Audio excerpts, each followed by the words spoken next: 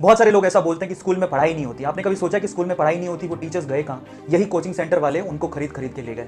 अगर जिस दिन ये कोचिंग सेंटर बंद होंगे, वो टीचर्स कहाँ जाएंगे? वापस से उस स्कूल्स में जाएंगे। आज से 20-25 साल पहले ये कोचिंग इंस्टीट्यूट नहीं थे बच्चों। गवर्नमेंट स्कूल में जो टीचर थे वो बहुत ज्यादा एजुकेटेड माने जाते थे और लोग उनसे पढ़ने जाया करते थे। धीरे धीरे ये कोचिंग कल्चर चलते गया। गवर्नमेंट के जो टीचर थे, और आज भी गवर्नमेंट के एम्प्लॉय बहुत सारे अपनी गवर्नमेंट की जॉब छोड़ छोड़ के इन कोचिंग सेंटर्स में पढ़ा रहे हैं और बड़ा बड़ा पैकेज छाप रहे हैं। सबको मालूम है इस बात का। स्कूल्स बर्बाद हुए, उसका रीजन भी कोचिंग सेंटर ही है।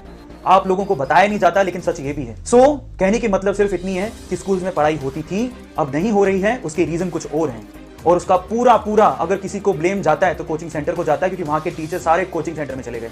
कुछ टीचर ने अपने कोचिंग सेंटर ही खोल दिए। गलती कहां? अगेन कोचिंग सेंटर की। रैंक बनाने का काम कोचिंग सेंटर नहीं करते। मुझे बहुत सारे मैसेजेस ऐसे मिले कि सर, जो टॉपर होते हैं उनकी रिस्पॉन्सिबिलिटी तो ये कोचिंग सेंटर उठा लेते हैं, लेकिन जिनका रैंक नहीं बनता उनके बारे में क्या? उनके बारे में तो कोई बात ही नहीं करता है। Now think of it. उनके पास एडमिशंस लाखों में होते हैं, लेकिन सिलेक्शन 5,000 4,000 भी नहीं होते। Think of it, think of it. हमें सोचने की जरूरत है। इसलिए सबसे पहले कोचिंग कल्चर को लगाम लगानी पड़ेगी।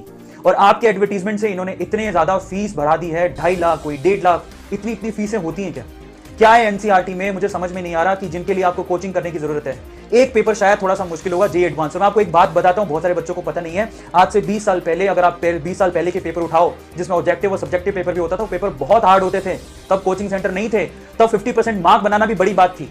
आज पेपर इतने आसान हो गए हैं कि लोग full out of full mark भी लाते हैं। पिछले साल की बात है, 360 में से किसी बच्चे के 360 नंबर भी आए थे। पेपर का लेवल कंटिन्यूसली गिरते जा रहा है, तो फिर किस बात की कोचिंग की जरूरत है? हम मेहनत करके भी निकाल सकते हैं।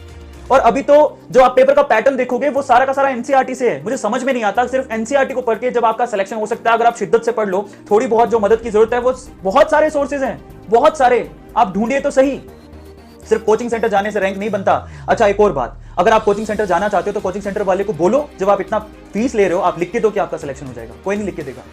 तो गारंटी कहां है? गारंटी स्टूडेंट में खुद में होती है। स्टूडेंट में खुद में, अगर वो डिसिप्लिन्ड है तो उसका सिलेक्शन हो जाएगा। डिसिप्लिन नहीं है तो उसको आप कहीं भी डाल दो, उसका सिलेक्शन नहीं होगा। जो अगर आप सोचते हैं कि ऑल इंडिया रैंक 1 ये कोचिंग इंस्टीट्यूट ही बनाते हैं, तो बहुत सारे टॉपर ऐसे हैं जो अपनी रैंक बेच देते हैं। मैं उन पेरेंट्स से कहना चाहता हूं जिनके बच्चों ने अपनी रैंक बेची। आज वो रैंक बेच रहा है, कल को आपको बेचेगा, परसों अपने देश को बेच लेगा। संभालिए, जरूरी है, संभालिए।